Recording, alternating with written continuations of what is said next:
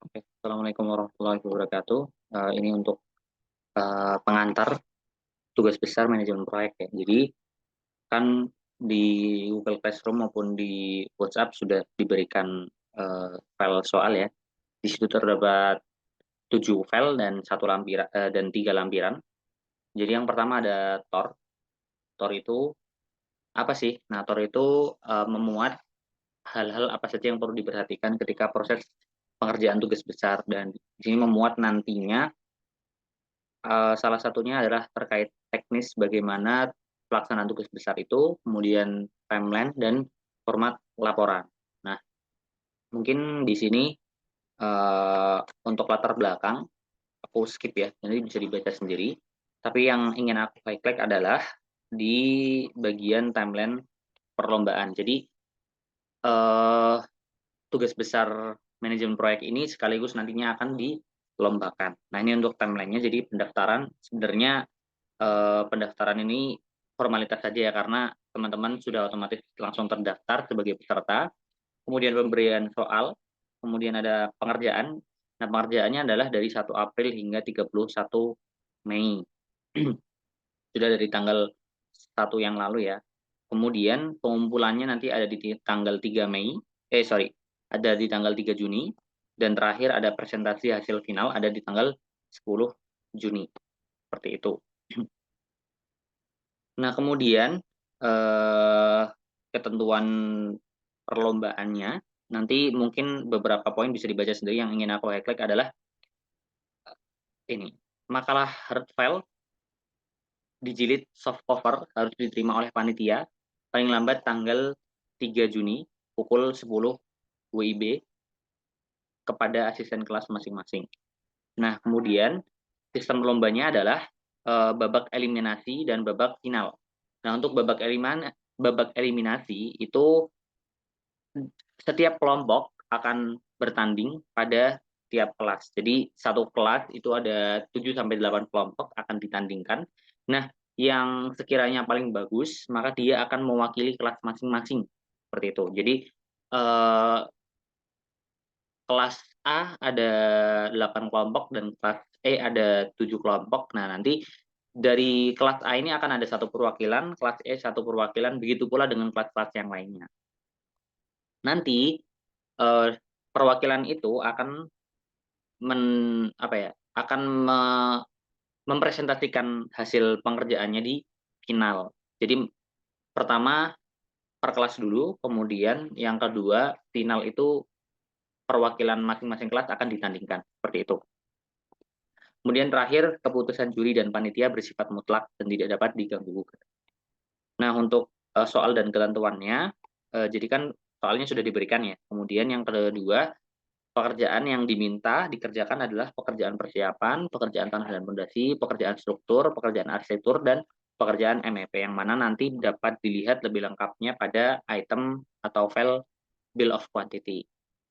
Nah, kemudian yang ketiga, pedoman utama untuk harganya ya. Nanti ini sebenarnya akan dibahas lebih lanjut. Nah, untuk AHSP atau analisis harga satuan pekerjaan itu yang dipakai adalah dari provinsi DIY dengan tahun 2021 ke atas. Namun apabila pekerjaan tertentu tidak ditemukan, maka boleh disesuaikan kembali. Nah, ini akan kita bahas di pertemuan-pertemuan yang akan datang. Nah, kemudian PPN-nya di sini adalah 11%.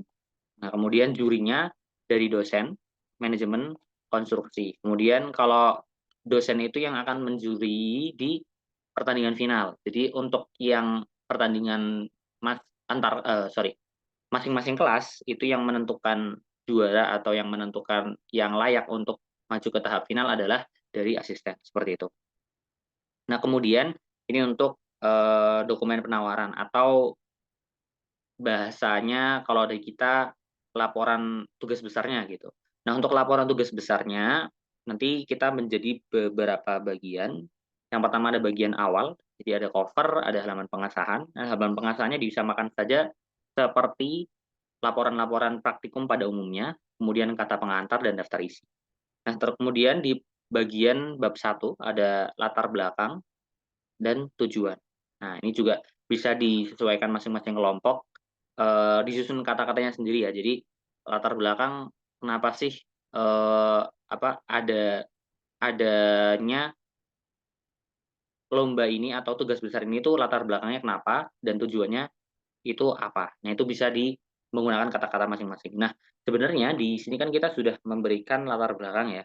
Nah, ini kan ada latar belakang.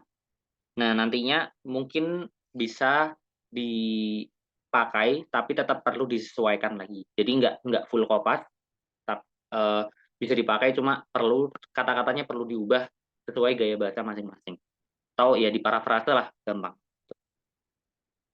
Nah, kemudian yang ketiga ada bab 2.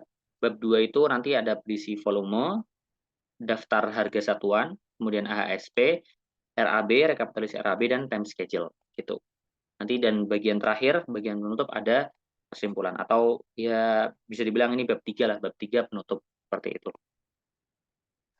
Mungkin, itu aja ya. Nanti kalau untuk hal-hal yang lain yang ada di TOR bisa dibaca oleh masing-masing individu, peraturan-peraturan lombanya, kemudian ketentuan penulisannya. Ketentuan penulisan ini ya mungkin, mirip-mirip seperti laporan-laporan praktikum pada umumnya ya. Nanti yang perlu diperhatikan adalah marginnya, kemudian font-nya, line spacing-nya berapa, kemudian, di sini menggunakan huruf font-nya apa, seperti itu. Mungkin itu aja untuk TOR. Nah, kemudian lanjut ya, di file yang kedua ada, DED. Jadi di sini diberikan 2 file DED, yang pertama adalah DED arsitektural. Jadi DED itu kepanjangannya Detail Engineering Drawing. Jadi gambar detail. Yang pertama ada arsitektur, jadi segala hal yang berkenaan dengan arsitektural ada di file ini. Nah, nanti bisa dibaca-baca ya, nanti ini mulai contohnya, mulai ada dari denah lantai 1, denah lantai 2, kemudian juga ada tampak ya, tampak depannya seperti apa rumahnya, tampak sampingnya seperti apa rumahnya. Kemudian untuk file berikutnya juga ada DD struktur. Nah, kalau DD struktur ini berarti ya segala hal yang berkenaan dengan struktur bangunan rumah tersebut. Itu nanti ada di file ini, bisa dibaca-baca sendiri.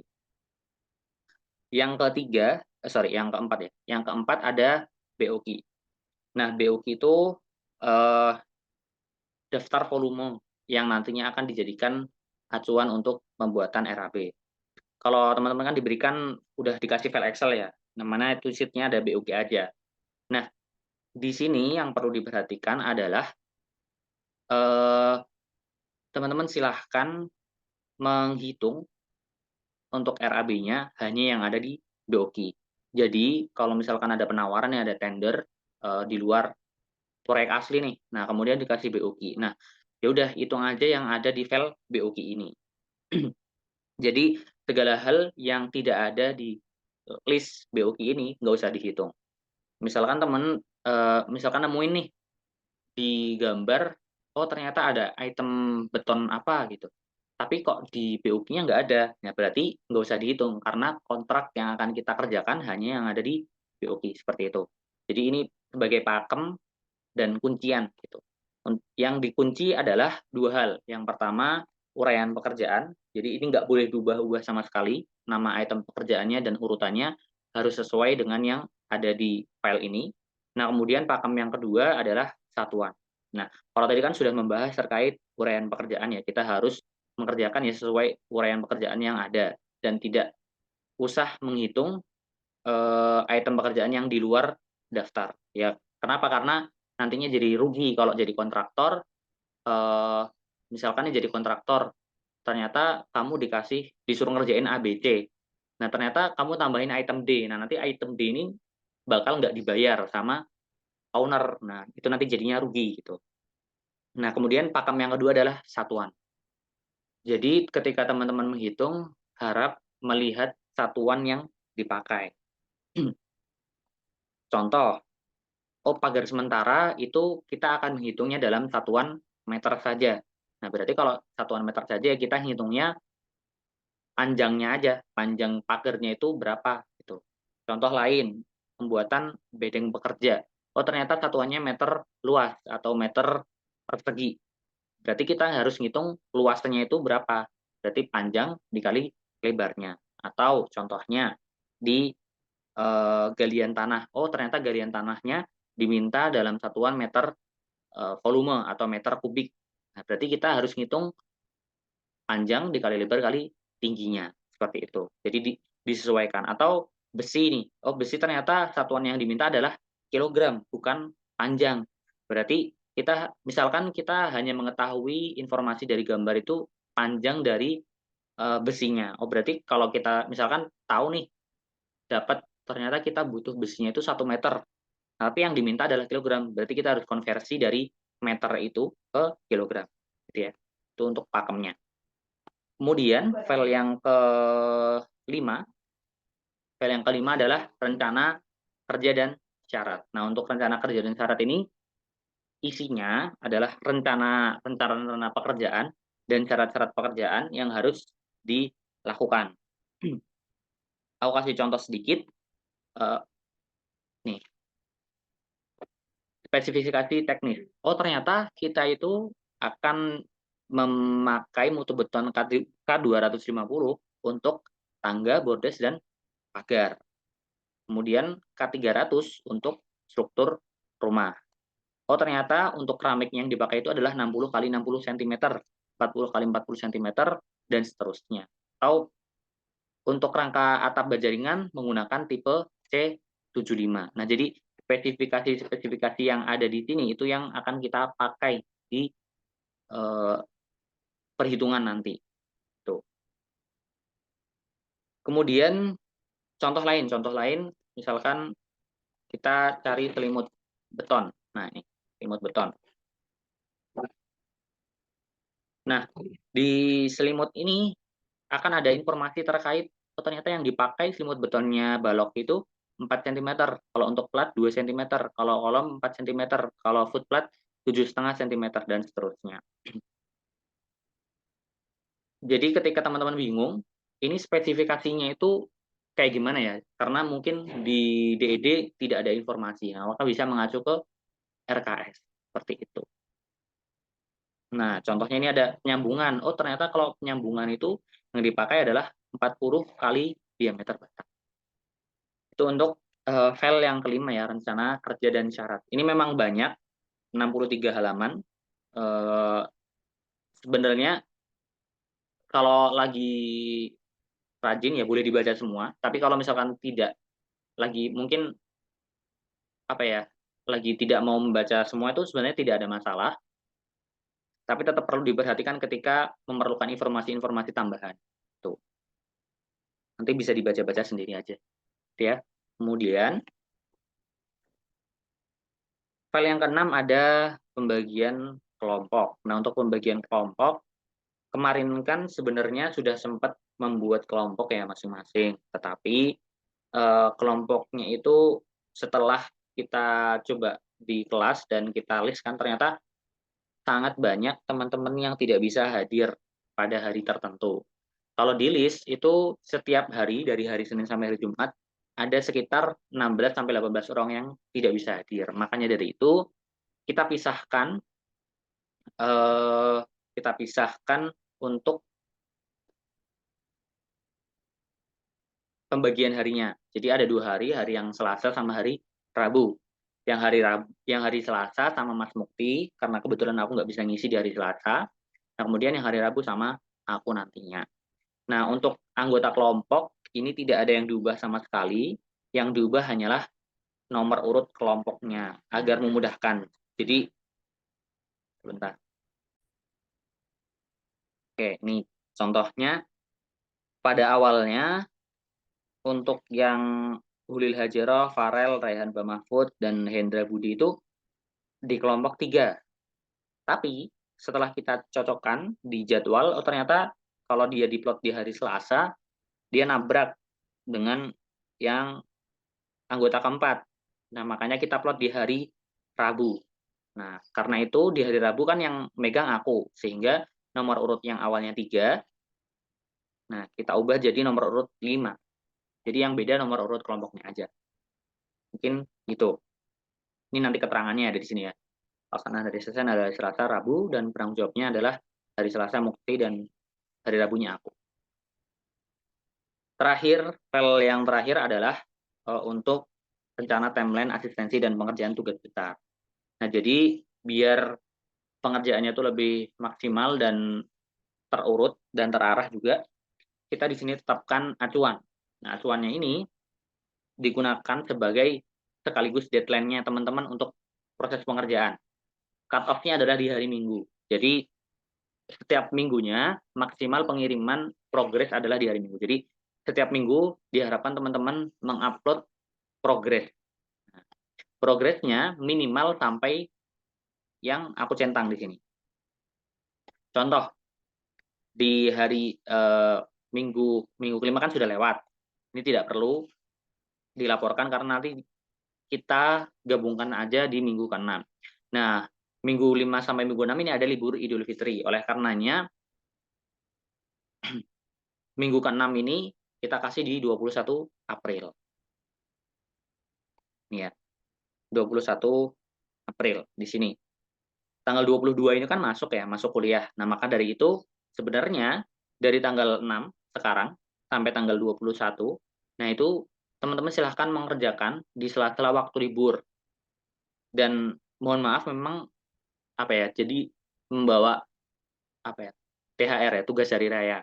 Nah, karena memang diminta dari dosen seperti itu. Karena kalau tidak, setelah kita cek-cek jadwalnya, kemungkinan besar kalau tidak dikerjakan ketika hari libur, tidak bakal selesai. Tuh. Nah, nanti di tanggal 21 April harapannya teman-teman sudah bisa memberikan progres pengerjaan hingga ini ya. Nah, hingga volume pekerjaan arsitektural 1 sampai 4 seperti itu. Begitu pula seterusnya, jadi nanti di minggu ke-7 nanti ada 3 progres ya ini. Jadi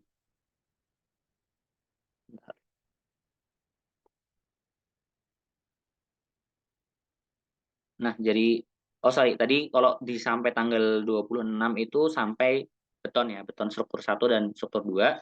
Nah, kemudian untuk tanggal 28 ada arsitektural 1 sampai 5, 5 sampai 9 dan MEP.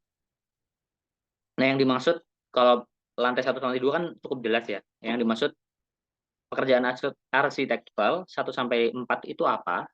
Silahkan bisa dilihat di BOQ. Di BOQ-nya di pekerjaan arsitektural, nah ini itu ada sub item. Jadi sub pekerjaan. Sub pekerjaannya ada pekerjaan 1 kayu, 2 pasangan dinding. Nah, yang dimaksud 1 sampai 4 itu adalah yang di sini. 1 sampai 4. Berarti nanti kalau misalkan ada perintah untuk mengumpulkan pekerjaan arsitektural 1 sampai 4 berarti silahkan dikumpulkan dari nah ini ya, dari pekerjaan kayu hingga pekerjaan pemasangan penutup lantai dan dinding. Begitu pula untuk arsitektural 5 sampai 9. Nah ini, 5 itu adalah pekerjaan kunci hingga 9 pekerjaan aluminium dan baja ringan. Kemudian untuk pekerjaan MEP, mechanical, electrical, dan plumbing itu dijadikan satu pekerjaan karena item pekerjaannya cukup sedikit dan mudah untuk dihitung. Mungkin gitu aja. Oh ya, terakhir ada lampiran ya, lampiran perwali. Sebenarnya ini akan dibahas lebih lanjut untuk membahas harga. Nah, ini ada beberapa referensi. Yang pertama referensi AHSP, referensi harga barang, dan referensi harga jasa yang akan kita pakai.